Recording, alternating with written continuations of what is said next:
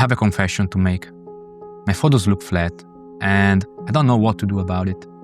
Yeah, I've heard all the pros on YouTube talk about dodging and burning, but somehow my images still look flat, so what can I do? Don't worry, my friend, I've got you. In today's video, I'm going to show you how I transformed this flat, lifeless, washed out image into this, something much more dramatic and impactful. And here's the best part. Since my English is pretty basic, my explanations will be basic too. Alright, now grab your favorite cup of coffee and let's jump into Lightroom and have some fun. Before showing you the fun part, first we need to understand why our pictures look flat. And to explain that, we will take this image as reference. And as you can see, that's a pretty flat image. But why is that? Mainly there are two reasons. The first one is that the brightness in this picture is pretty much the same for the whole tones of the image. In fact, as you can see from the histogram, there are many midtones and just a few shadows. And that's a big problem because there is no separation between the different tones of the image. Everything is the same. Everything is flat. The second big problem is that is missing a clear light direction. So basically, my eye doesn't know where to look and where to rest. So the question now is, how do we fix that? And in my opinion, one of the best ways is by working on the contrast. And we can do that in two ways, basically. The first one is by working on the global contrast, and we can take this slider here and just increase it. And as you can see now, before the image was pretty flat, and now there is more tonal separation between the highlights and the shadows. But that's not enough. We can do better, and that's why now we will work on the local contrast. I've already made two very basic and simple masks to get more light direction. Be ready. This is the before any local adjustments, and this is 3, 2, 1, the after. I know it's overdone, but in my opinion, it's perfect for teaching purposes. As you can see, I've made two very simple masks. The first one, a radial filter that I've placed here where the sun was rising, and I've basically just increased the exposure and the color as well.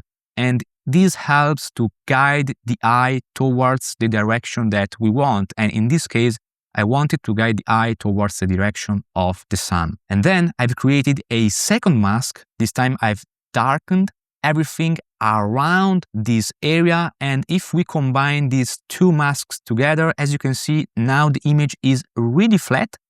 And now the image has a lot more depth. So as you can see, creating more depth is a matter of combining global and local contrast. And that's why working on the masking panel is so important.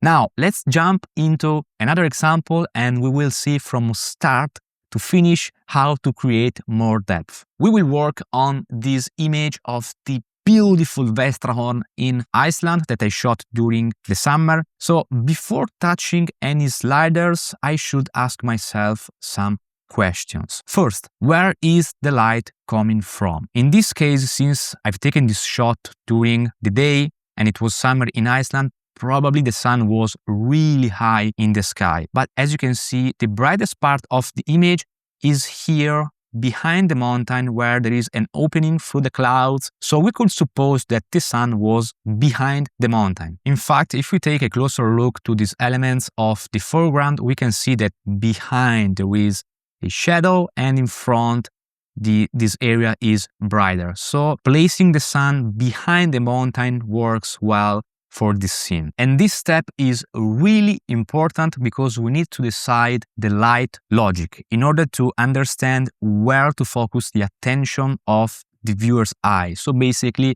which part to brighten and which part to darken. Now that I know where the sun will be in this image, I can easily understand which parts of the image are facing the light. So basically this part here, the lower portion of the sky, the reflection on the water and some elements here on the foreground. And on the contrary, which parts are in shadow, the whole mountain, the upper and the lower portion of the frame, and this part of the reflection. I know some of you could think that this is not realistic because the sun was high in the sky and wasn't behind the mountain, but what's important is just respecting how the light falls on the scene, even though the sun wasn't effectively there or so low in the horizon. So in this case, I'm forcing this light situation because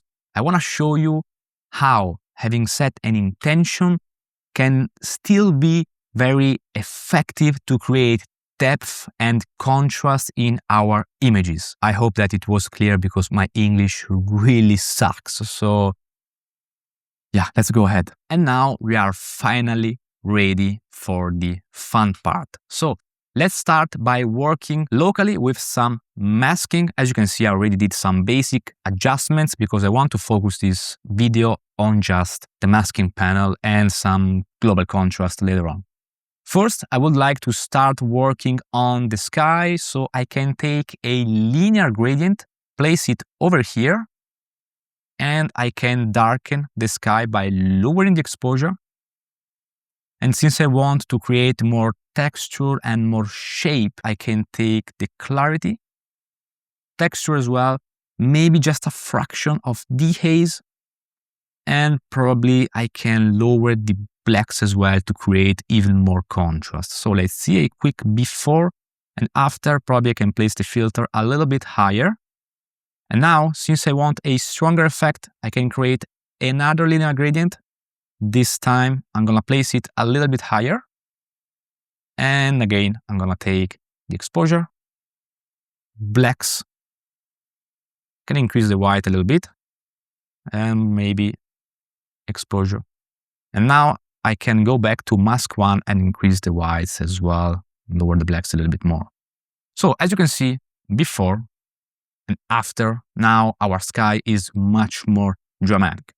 Let's continue working on darkening the image by creating a new mask, this time for the mountain here. And I know it's a really cool and important part of the image, but since it's in shade, we must remove light from it. So let's create our filter. I'm gonna set the feather to 100 because I want to make it less visible as possible. And now I'm gonna take the highlights, the whites, and probably a little bit of exposure as well. Great. Now I'm gonna darken the foreground. So to do that, again, a linear gradient. I'm gonna place it over here and simply I'm gonna lower the exposure. I'm not gonna touch blacks. Maybe I can increase the whites to create a little bit more contrast and the highlights as well, and lower the exposure even more. And this time I could even increase the clarity just a little bit. Okay, great. So I think that we made quite a lot of progress. Let's see a quick before and after. So basically, I'm starting to remove attention to the parts that I don't want to focus on. Now let's do the opposite. So let's start to increase the brightness of some specific areas. So first of all, I would like to create the most complex mask of this entire video. I'm gonna take a sky selection and I will focus just on the lower part on the sky. So I'm not watching the upper part of the sky. I'm gonna increase the exposure quite a bit. Probably the whites too. Nope, too much. Then I can increase the blacks as well to create a more glowy and dreamy light. Probably lower the dehaze and lower the clarity as well. Now I'm gonna remove this effect from the upper part of the sky. To do that, I'm gonna take a linear gradient and place it over here. Probably we can increase the exposure even more. And now I'm gonna intersect this mask with a brush. So this way I can decide the intensity of the effect based on where I will apply it with our brush. So I can click, click, click and create our light coming from behind the mountain. How cool is that? Okay, let's see a quick before and after. Maybe we can decrease the dehaze even more and the clarity as well. And now let's do something really, really cool. I'm gonna add a new brush. This time I'm gonna set the flow very, very low. And I'm gonna use this brush to make an overlap effect of the light coming from behind. So I can create this illusion of the light that's overlapping these higher peaks. And I think that makes a really cool effect for this kind of situations. Okay, let's see a quick before our last brush and after. As you can see, it's really subtle but really effective. Maybe we can make the effect even stronger by increasing the flow, increasing the density, and then I can brush again over these areas. Okay, let's see again a quick before and after. Yeah, that's much, much better. Now, let's not forget about our reflection on the water, otherwise the image will look very fake. So I'm gonna brush again, this time here on the water. And I need to be careful to don't overdo it because I wanna keep the brightness of the reflection lower compared to the brightness of the sky, obviously. So I'm gonna go lighter over this area here. Great, we should be good. So let's see a quick before mask 5. That was a really big effect. And after. Now, I see that maybe we could do better with our sky. So let's take, for example, mask 1 and increase the contrast. I can lower the blacks a little bit more. And maybe we can increase the contrast of the edges of the image by creating a big vignette mask by using a simple radial filter. I'm going to invert the mask, lower the feather just a little bit, and then I can lower the exposure. And as you can see, before and after, that's a really easy and effective way to create some vignette. Maybe I can increase the feather, to around 80. Now, I would like to work on some of these details in the foreground, so I can make probably a new brush, and then I can increase the clarity a little bit, texture as well. Maybe I can lift the whites and the highlights, and then I'm gonna brush over this area to bring out some more details of this nice texture of the sand. Maybe I can increase the clarity even more. Yeah. So now let's go back to our mask 3 and make it a little bit smaller because the upper part of this mountain is a little bit too dark. So to fix that, we could probably make a landscape selection. Then I'm gonna pick the mountains, create a new mask. Here I can increase the shadows a little bit, and then I'm gonna intersect this mask with a linear gradient and place it just on the upper part of the mountains.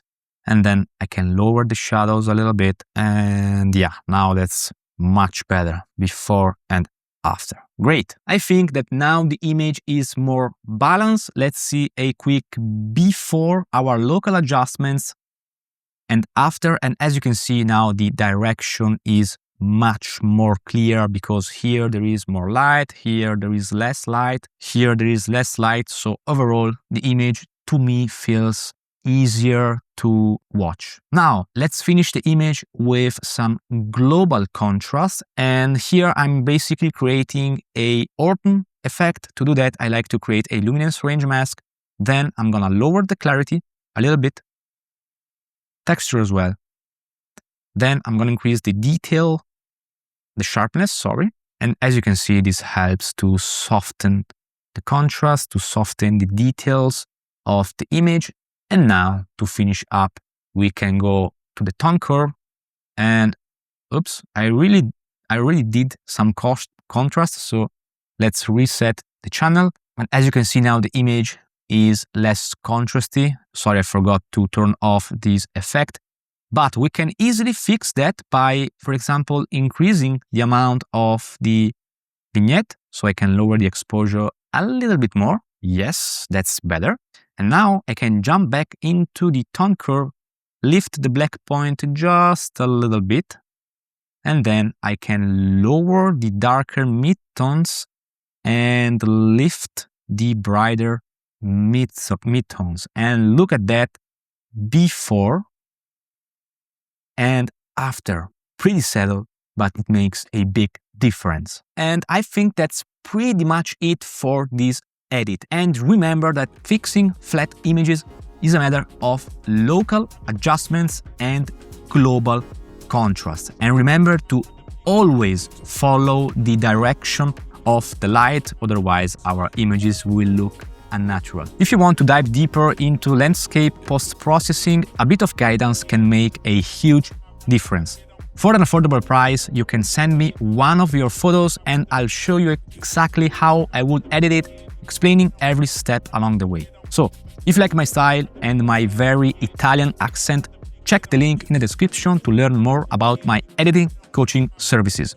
As always, remember to stay focused and I'll see you in the next one.